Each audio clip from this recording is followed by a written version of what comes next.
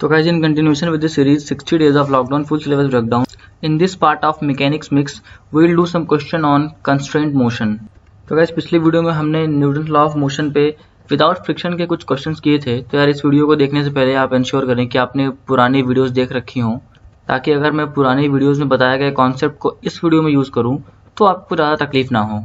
और भाई इस वीडियो को आगे देखने से पहले आप एक चीज़ इंश्योर करें कि जब भी मैं कोई क्वेश्चन स्क्रीन पर लिखूँ तो आप पहले वीडियो को पॉज करें और उस क्वेश्चन को एक बार खुद से ट्राई करें। उस क्वेश्चन में आप अपनी एल्गोरिथम लगाएं और फिर आप सॉल्यूशन पे आएँ और अपने एल्गोरिथम को वेरीफाई करें। ये ज़्यादा अच्छा अप्रोच है अगर आप कुछ सीखना चाहते हैं तो, अदरवाइज आपकी मर्जी है। तो खैर स्टार्ट करते हैं इस वीडियो को पहले क्वेश्चन के साथ। तो गाइस इस वीडियो में ब्लॉक्स और पुली का कुछ सिस्टम दे रखा है। तो गाइस ये है ब्लॉक M1, ये है M2 और ये है आपका ब्लॉक M3 और ये तीन पुलिस के द्वारा ये ब्लॉक्स को कुछ इस तरह से रिलेट किया गया है कि ये जो पार्ट है वो फिक्स्ड पार्ट है। इसको आप समझ सकते हैं कि कुछ दीवार और ज़मीन है कुछ, और इस गड्ढे में इस एक पुली को इन दो पुली से अटैच किया गया है कुछ इस तरह से। तो गाइस अगर किसी इंस्टेंट पे इस ब्लॉक की एक्सेलरेशन इस तरफ A1 दी हुई है, इसकी इस तरफ A2 दी हुई है और इस ये M3 है, M3 वाले ब्लॉक का एक्सेलरेशन नीचे की तरफ A3 दी हुई है, तो गाइस आपको A1, A2 और A3 के बीच का कंस्ट्रेंट रिलेशन निकालना है। तो यार वीडियो को पॉज करो और एक बार इस क्वेश्चन को खुद से ट्राई करो पेपर पेन पे। तो guys let's move on to the solution. I hope कि आप सबने इस क्वेश्चन को ट्राई किया होगा और कई लोगों से सही कंस्ट्रेंट इक्वेशन बन गया होगा।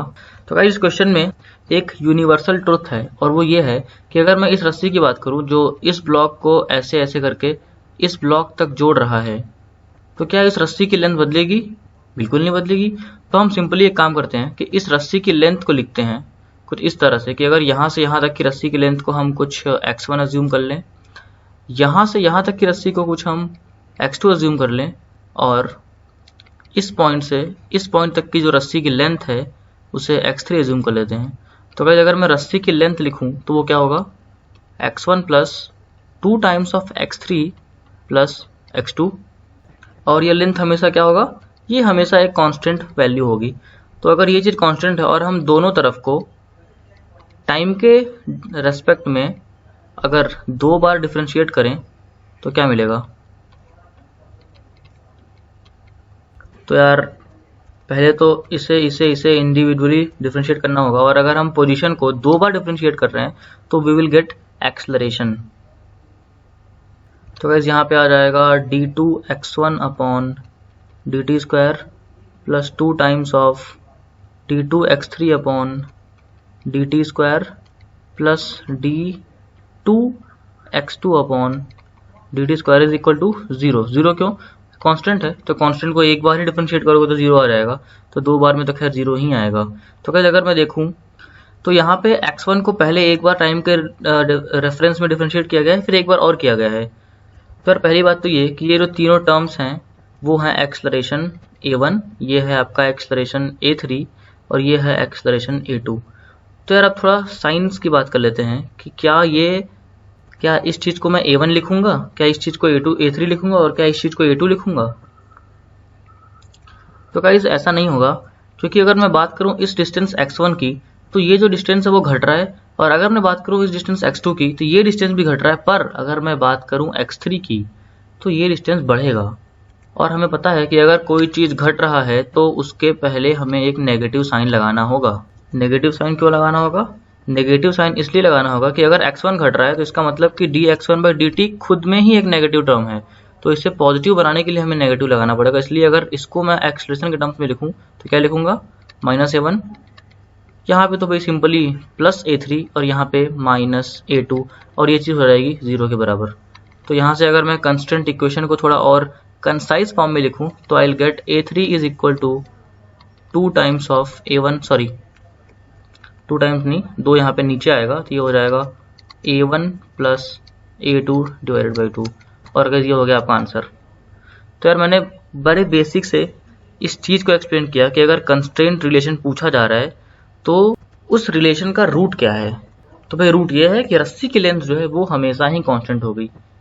तो यार इस कॉन्सेप्ट को आप अच्छे से समझ लो, क्योंकि अगर आगे इस टाइप के सवाल आ रहे हैं तो मैं इतना धीरे धीरे नहीं करूँगा और मैं चीज़ों को जल्दी करूँगा। तो guys let's move on to this second question. तो यार इस क्वेश्चन में एक हॉरिजॉन्टल सरफेस दिया गया है और इस हॉरिजॉन्टल सरफेस पे एक वेज रखा गया है जो कि एक इंक्लाइन प्लेन है और उसकी इंक्लिनेशन थीटा दी गई है और इस थीटा इंक्लिनेशन वाले सरफेस पे एक ब्लॉक जिसका कि मास स्मॉल m है उसे रखा गया है और इस इंक्लाइन प्लेन का मास कैपिटल M है। ऑल सरफेसेस आर स्मूथ की कंडीशन अप्लाई की गई है और कहा जा रहा है कि t=0 पे इस सिस्टम को रिलीज कर दिया गया। तो गाइस हमें बताना है acceleration of the ways and acceleration of the block.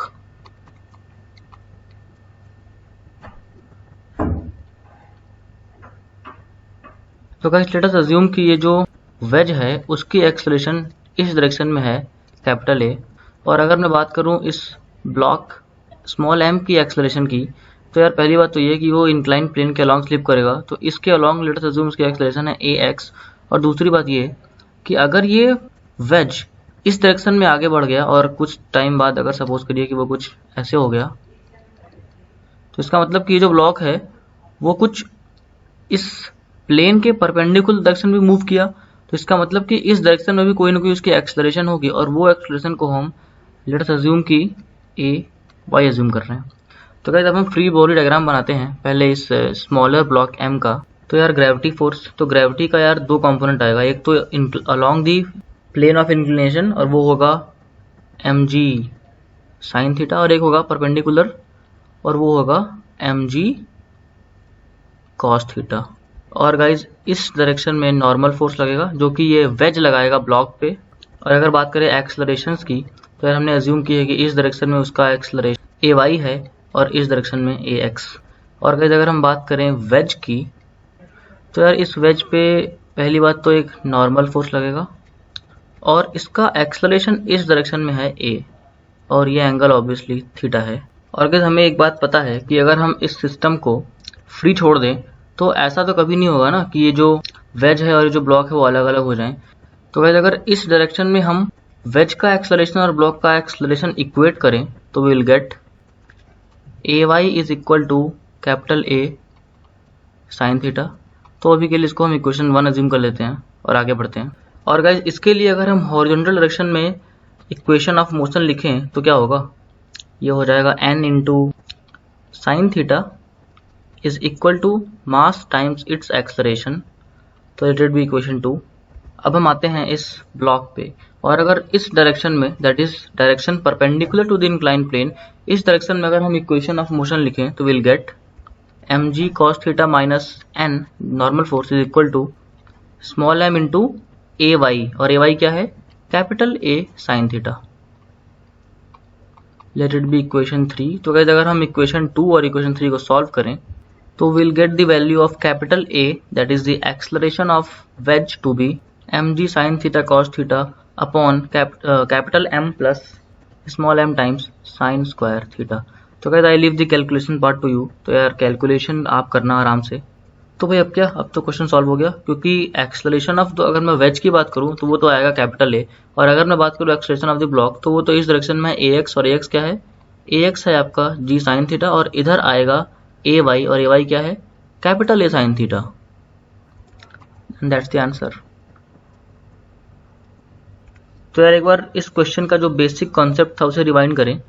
तो यार हमने पहले वेज का एक्सेलरेशन a माना, इस ब्लॉक का एक्सेलरेशन इस इंक्लाइन प्लेन के परपेंडिकुलर और इस इंक्लाइन प्लेन के पैरेलल अज्यूम किया क्योंकि ये ज़्यादा कन्वीनियंट था रादर देन कि हम इस डायरेक्शन और इस डायरेक्शन में उनके एक्सेलरेशन को अज्यूम करें क्योंकि भाई मोशन ही इस और इस डायरेक्शन में हो रहा है।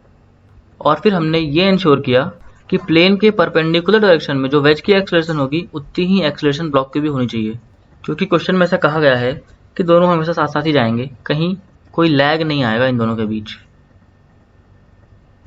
तो यार कमेंट करके बताओ कि कितने लोगों से ये क्वेश्चन पूरी तरह से अपने आप से बन गया था विदाउट एनी एक्सटर्नल हेल्प, और अगर नहीं बना तो ये बताओ कि आप किस पॉइंट पे अटक रहे हो। थोड़ा हम भी जाने भाई कि आजकल बच्चों को क्या तकलीफ हो रही है, क्या फ्री बॉडी डायग्राम नहीं बना पा रहे हो या फिर क्या कोई ना कोई हर बार कोई फोर्स छोड़ देते हो। तो यार आते हैं अगले सवाल पे। तो यार इस क्वेश्चन में एक ब्लॉक दिया हुआ है जिसकी मास कैपिटल M है और इस ब्लॉक को हम इस डायरेक्शन में फोर्स कैपिटल F से खींच रहे हैं और ये ब्लॉक अकेला नहीं है भाई, इस पे एक पुली मास सिस्टम अटैच्ड है, जहाँ पे ये जो मास है इसकी मास स्मॉल m दी हुई है, और कहा जा रहा है कि भाई पुली और स्ट्रिंग मासलेस हैं और कहीं कोई फ्रिक्शन नहीं है। तो यार काफ़ी लोगों से ये सवाल बन चुका होगा, तो आते हैं इसके सोल्यूशन पे। तो यार सबसे पहले तो मुझे दिख रहा है कि यहाँ से लेकर के यहाँ तक एक ही स्ट्रिंग है, तो लेट अस अज्यूम कि इस स्ट्रिंग में टेंशन T है, और लेट अस अज्यूम कि ये जो बड़ा वाला ब्लॉक है वो इस डायरेक्शन में जा रहा है with an acceleration capital A। तो यार ऑब्वियसली अगर मैं पुली के इस पॉइंट की बात करूँ तो उसका भी एक्सेलरेशन राइटवर्ड्स होगा A। तो यार अब हम ट्राई करेंगे कि ये जो छोटा वाला ब्लॉक है इसका एक्सेलरेशन कुछ इस कैपिटल A के टर्म्स में आ रहा है। तो इसके लिए लेट अस अज्यूम कि इस पॉइंट से इस छोटे ब्लॉक तक की जो डिस्टेंस है उसे हम स्मॉल x बोल रहे हैं, और यहाँ तक की जो डिस्टेंस है उसे हम कैपिटल X बोल रहे हैं। तो यार अगर मैं लेंथ ऑफ स्ट्रिंग कांस्टेंट करूँ तो I will gate small x plus 2 times capital X minus small x, और ये होगा कोई कांस्टेंट वैल्यू की। तो इसे और सिंप्लीफाई किया जाए तो हमें मिलेगा 2 times of capital x minus x is equal to constant. तो यार अगर मैं इसे 2 बार डिफरेंशिएट करूं विद रिस्पेक्ट टू टाइम तो I will get 2 times the acceleration a minus small a, जो कि है acceleration of this block, is equal to 0, और यहाँ से मुझे स्मॉल a की वैल्यू मिल जाएगी 2 टाइम्स कैपिटल A।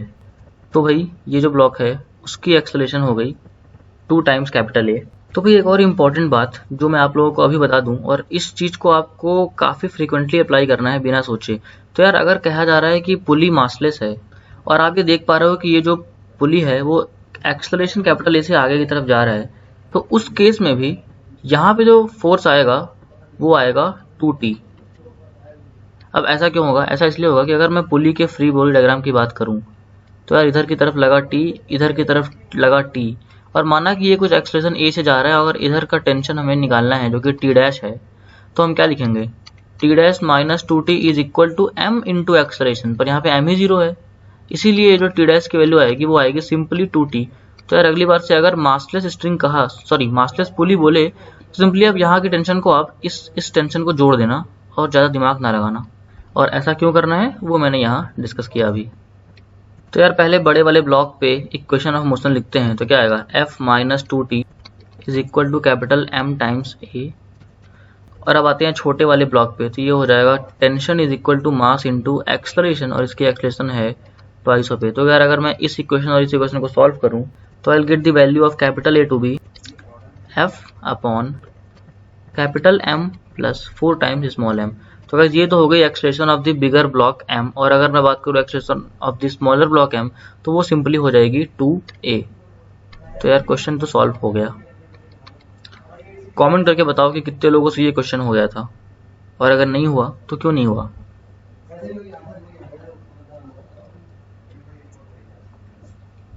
तो चलो भाई आगे बढ़ते हैं अगले सवाल पे।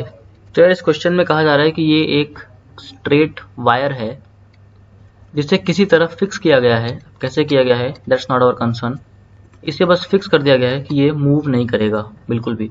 और इस वायर पे एक रिंग यानी कि अंगूठी को अटका दिया गया है, और इस रिंग को एक स्ट्रिंग के थ्रू इस पुली से अटैच करके उसके दूसरे एंड से एक block of mass small m लटका दिया गया है।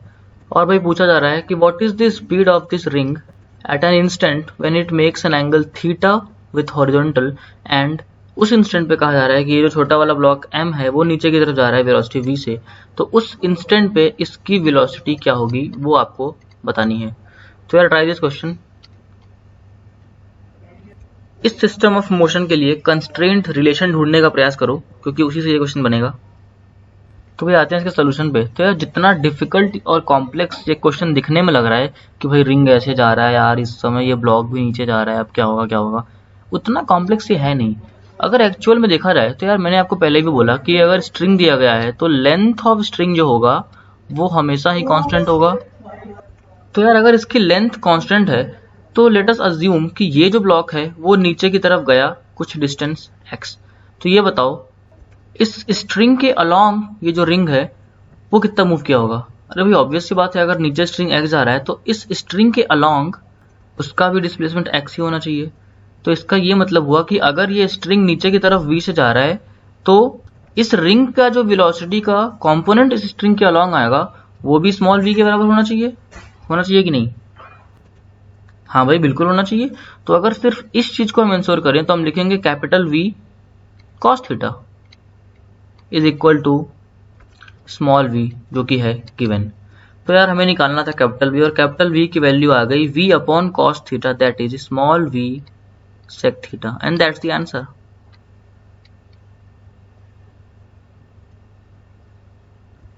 तो यार कमेंट करके बताओ कितने लोगों से ये क्वेश्चन बना। तो भाई चलते हैं अगले सवाल की तरफ।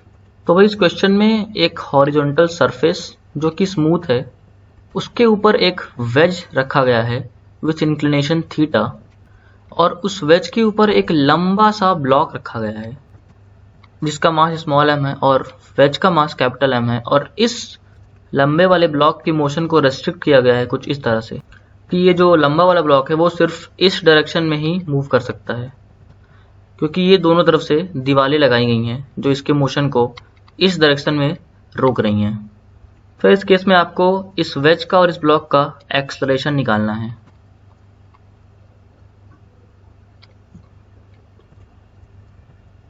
तो भाई उम्मीद है कि ये क्वेश्चन सबसे बन गया होगा, क्योंकि इसी क्वेश्चन को तो मैंने ऊपर डिस्कस किया था भाई। ये क्वेश्चन और जो एक क्वेश्चन मैंने ऊपर डिस्कस किया था उसमें कुछ ज़्यादा अंतर नहीं है।